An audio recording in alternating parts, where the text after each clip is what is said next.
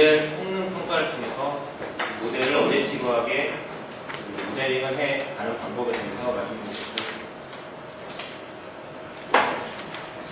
발표 순서는 먼저 연구의 모티베이션에 대해 설명을 먼저 드리고, 과거의 비슷한 연구에 대한 영향, 그리고 제가 제안하는 어댑티브 멀티밸 리그레션 모델링에 대해 설명을 드려요.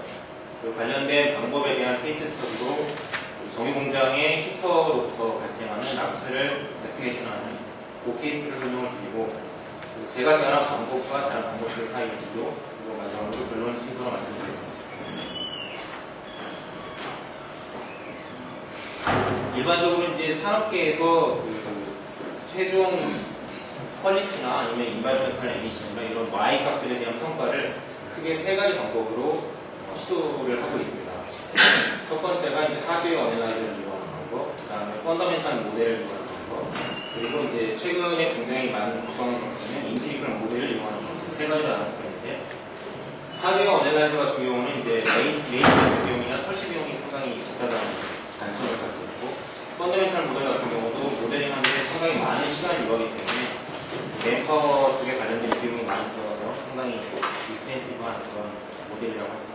반면에 인테리컬 모델은 이제 최근에 굉장히 공정 정보 시스템이나 DCS나 정보 시스템 같은 것들이 설치가 되면서 실시간으로 데이터를 이제 개설하는 게 굉장히 수월해졌기 때문에 인테리컬 모델을 통해서 모델링을 하게 되면 상당히 적은 시간에 효과적으로 모델을 할 수 있다는 장점 때문에 굉장히 이코노믹하다는 것을 알려져 있고, 그 인테리컬 모델의 그 타입들이 이제 크게 네 가지로 나눌 수가 있는데, 그 중에서도 특히 그 테모메트릭 어프로치라고 할 수 있는 TCR이나 PLS를 이용한 인베이션 방법이 그 변수들 사이의 상관성이 강한, 그리고 그 어떤 노이즈에 좀 더 다른 노이즈에 비해서 로버스트하다는 그런 장점으로 인해서 상당히 많이 각광을 받고 있습니다.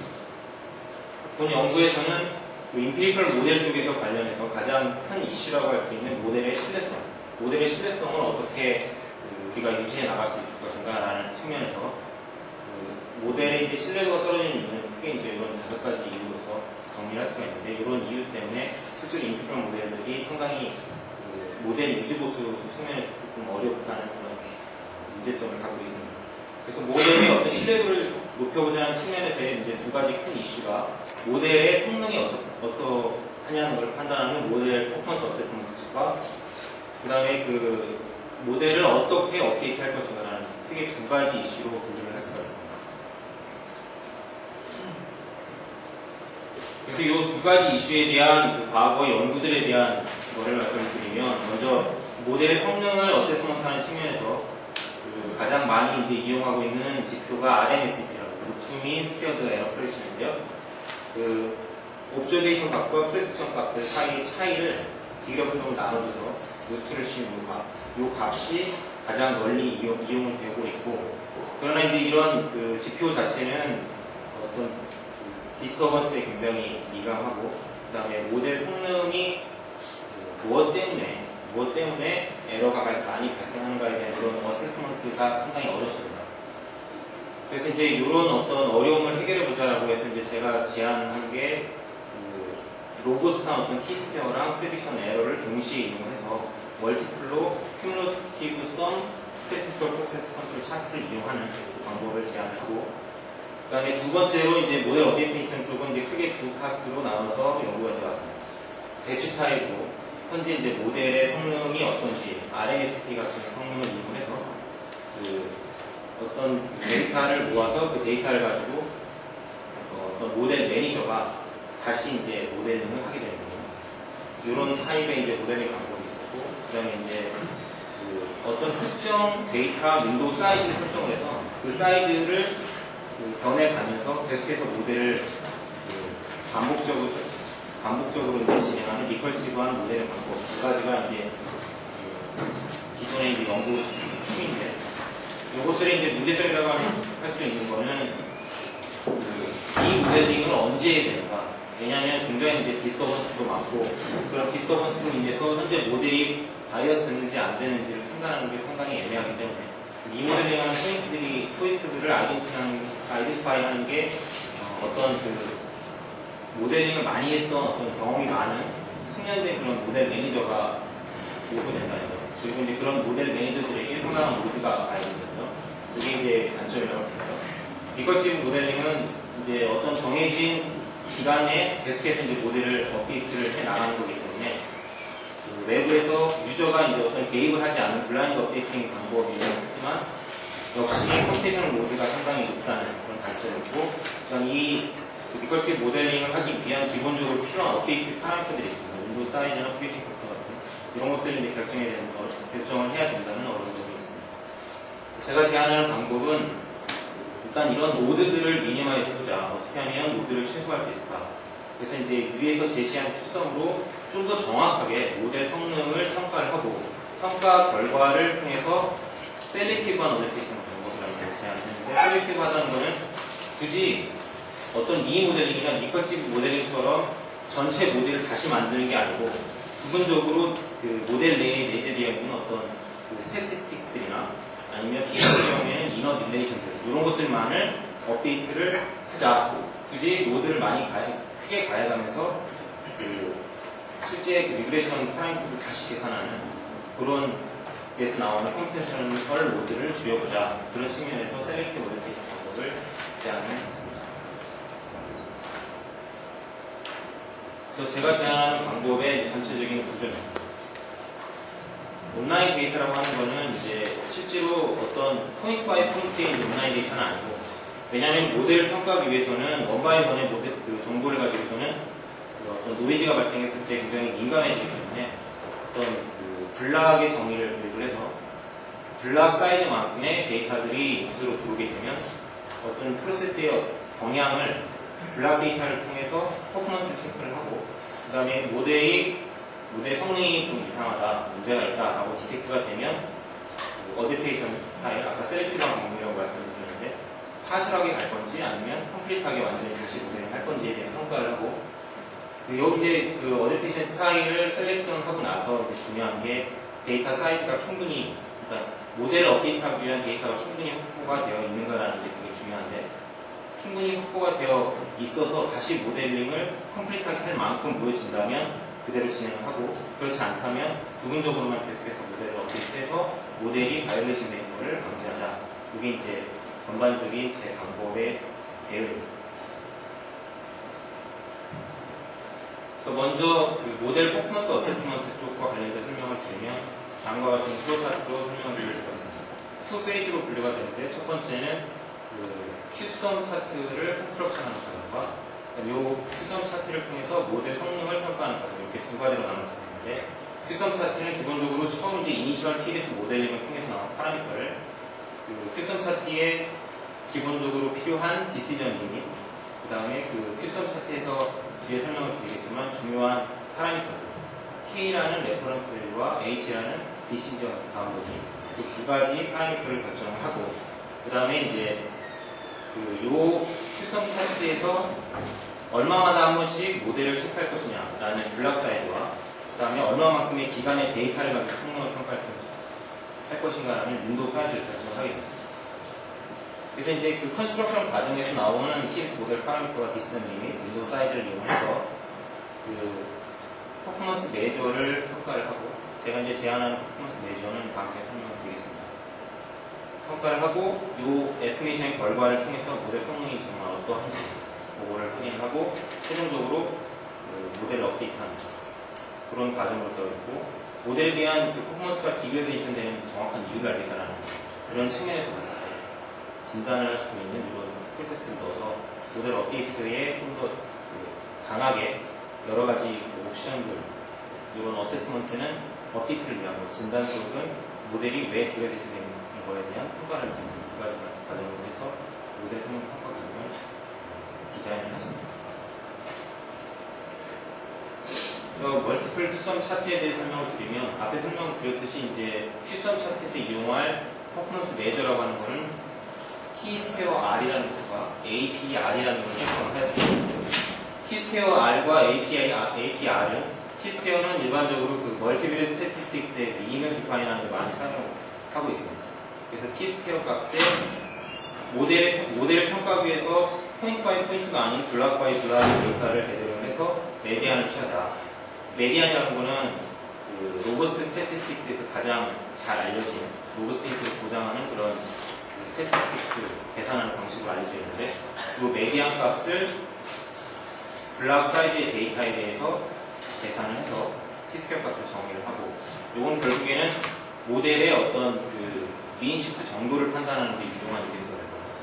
그 다음에 APR이라고 하는 거는 이제 에스티메이션한 결과와 그 다음에 실제로 이제 현장에 측정된 결과에 대한 차이에 대한 역시 메디안.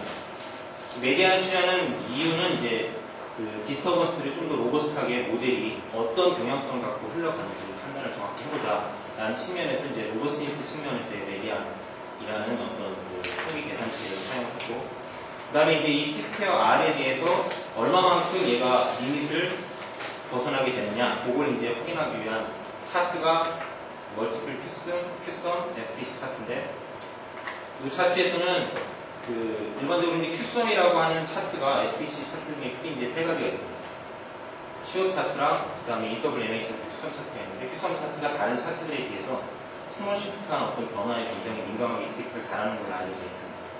그래서 이런 큐썸 차트에 대한 개념과 여기서의 로버스텐스 개념을 결합을 함으로써 그 모델에 대한 어떤 변화를 빠르고 정확하게 할 수 있지 않겠느냐 그런 안에서 나오는 그 차트가 멀티플 큐썸 차트라고 할 수 있습니다. 그럼 이런 멀티플 큐썸 차트에서 그 어떤 특정 기간 동안 모델 패턴이 어떻게 변해 왔겠느냐라는 걸 판단하는 데 필요한 게 이제 윈도우 사이즈가 되는데 윈도우 사이즈를 결정하는 방법을 다음과 같이 제안을 했습니다. 일단 그 T-스퀘어 쪽과 AP 쪽의 SPC 차트 리밋을 벗어나는 이 이전을 그 어떤 디스터번스들이 주로 발생하게 되는 과거 히스토리컬 데이터베이스로 플러팅을 했을 때 이 리밋을 벗어나는 것들이 주로 공정에서 문제를 일으키는 타임 이전이다. 이런 타임 이전들에 대한 정보를 수집을 해보자.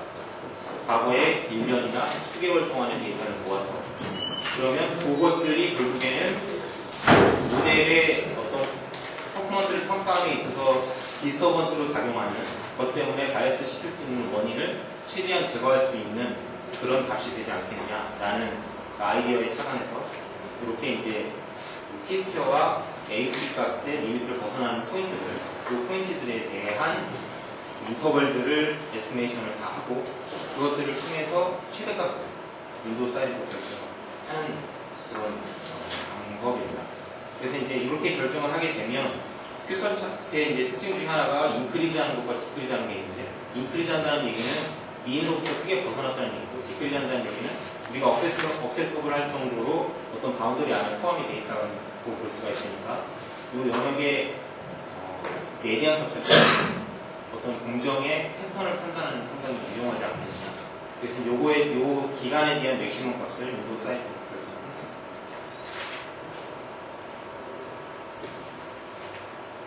앞에 설명드렸듯이 이제 두 가지 인덱스, T-스퀘어 R과 APR, 이거에 대한 바운더리, 그 큐썸 차트 값에 대한 디스턴 리밋이라고 할 수 있는 T-스퀘어과 APR 값을 바운더리를 나누어서 네 가지 영역 내에서의 어떤 특징이 있지 않겠느냐. 그래서 보면 첫 번째가 이제 노말이고 두 번째가 그 모델의 어떤 경향성은 모델의 어떤 상관관계를 유지하면서 미인만 시프트되는 T-스퀘어 R의 변화가 있었을 때의 두 번째 리전, 그 다음에 상관관계에 대해 설명하는 세 번째 리전, 그 다음에 전체적으로 큰 변화가 있던 네 번째 리전으로 나눠서 특히 세 번째와 두 번째 리전이 바뀌었을 때는 앞에서 설명드린 파셜 어댑테이션을 통해서 두 번째 같은 경우는 미인만 시프트하는 그런 어프로치 방법으로서 모델 업데이트하고 3 같은 경우는 일단 그 이너 릴레이션 코에피션트를 업데이트를 하면서 그 최소한의 어떤 릴레이션을 다시 조율을 하는 그런 방식으로 퍼포먼스 결과를 하고자 했습니다. 이제 앞에서 설명을 드려서 이제 간단하게 핵심을 설명을 드리면 그 부분적인 어떤 모델 어댑테이션과 컴퓨터 모델 어댑테이션을 통해서 퍼포먼스 결과로서 나오는 부분 중에 어떤 특정 스태티스틱스가 유효할 것이라는 판단한 후 파셜리 어댑테이션하는 그런 방법이 이제 그 어댑트 모델 파셜리 부분이고 그다음에 이제 데이터가 이제 충분히 모이고 계속해서 모델이 긍정적으로 나빠진다는 거에 컴플리트하게 된다고 데이터는 이게 이제 어댑티브 모델링이시고 특히 이제 이쪽에서 모델링 데이터 사이즈 에스티메이션하는 방법인데 이걸 도입을 함으로써 컴플리트 모델을 좀 더 유용하게 할 수 있도록 하겠습니다. 일단 자세한 부분은 이제 질문에서 들어가고요. 이걸 이용을 해서 적용한 케이스에 대해서 설명드립니다. 본 이제 공정은 총 이제 25개의 공정 변수를 통해서 락스, 에미션을 에스티메이션 하는 그런 문제입니다. 그래서 공정은 주로 이제 가스나 오일, 스팀과 에어가 들어가서 컴버션이 일어난 다음에 풀가스로 방출을 하고, 그 다음에 인풋으로 어떤 히팅 미디엄들이 들어가는 그런 공정입니다. 그래서 일반적으로 이제 그 히터의 프로파일을, 요건 이제 그 최근 한 10개월 정도의 데이터를 플로팅을 해봤을 때 어떤 이런 다이나믹스를 가지면서 변하는 걸 알 수가 있는데, 특히 이제 큰 변화가 있을 때가 이제 클리닝이 있는 전후 시점으로 이렇게 모델을 어댑테이션을 해야 되는 이유이긴 한데, 이런 조건들, 대기 조건이라든가 장치상에서의 어떤 슬랙이나 시프트가 조사할 때 문제라든가 히팅 로드가 생긴다든가 이런 이유로 인해서 계속해서 이제 모델을 업데이트를 해줘야 합니다. 이제 모델링 결과는 아까 이제 앞에서 이제 말씀드린 그런 이제 파라미터들을 에스티메이션을 하고, 그걸 통해서 이제 3달간 모델을 계속해서 업데이트하는 테스트를 해보았습니다. 그렇듯이 이제 퍼포먼스를 평가를 해본 결과 말씀드린 파트 2, 그러니까 두 번째 리전에서의 어떤 모델을 바이어스 시킨 문제가 발생했다. 이거에 대한 평가는 실제로 이제 5번이라는 버전들이 히팅 모드가 증가해가지고 어떤 T스퀘어 R 영역에서 B이 시프트가 됐을 것이다. 그렇지만 AP 쪽, 즉 X와 Y의 어떤 릴레이션십 변화가 없기 때문에 T스퀘어 R 쪽에서의 B만 변해서 이 부분만 파셜리 어댑테이션을 함으로써 모델을 다시 모델링 할 필요 없이 이 부분에 대한 민만 시프트함으로써 모델을 계속해서 모델의 라이프 사이클을 연장시킬 수 있는 그런 방법입니다. 그래서 이제 RMSEP와 큐션 차트를 이제 비교한 결과입니다. RMS 같은 경우는 이렇게 이제 폴스 알람들, 타입원 에러들을 많이 발생하는 거에 대해서 API 같은 경우는 거의 굉장히 안정적으로 문제가 있는 걸 해야 하고, 그 다음에 실제로 이제 이렇게 차이가 많이 나서 실제값과 예측값 차이가 많이 나서 문제가 생겨나는 경우에 확실하게 보여주는 현상을 추천해서 했습니다. 그리고 이제 앞에서 보여드렸던 경우와 달리 어댑티브한 락스 에미션 모델을 통해서 거의 리밋 내부에서 이렇게 안정적으로 모델을 어댑테이션을 시키는 방법입니다. 제안한 방법을 크게 이제 아까 앞쪽에서 설명을 드린 배치 타입의 어댑테이션과 리커시브한 방법 중에 가장 대표적인 블라우아이스 리커시브 PS 방법을 도입을 해서 비교를 한 결과 포커스된 방법이 가장 APR, 그 모델의 에러값이나 민식된 정보가 제일 작았습니다. 알 수 있으십니다. 결론적으로 제 방법은 이렇게 정리를 할 수가 있습니다. 멀티플 큐스텀 차트를 이용해서 모델 디그레데이션 된 그 시점을 빨리 디텍트를 하고, 그 다음에 모델의 어떤 성능을 로부스트하게 판단할 수 있고, 모델 업데이트를 위한 정보를 제공할 수가 있다는 것이고, 그 다음에 이 어댑테이션 방법을 파셜 어댑테이션 방법과 결합을 함으로써 좀 더 이펙티브하고 에피션트한 이런 어댑테이션 방법이었음을 결론으로 제시할 수가 있습니다. 이상 발표를 마치겠습니다.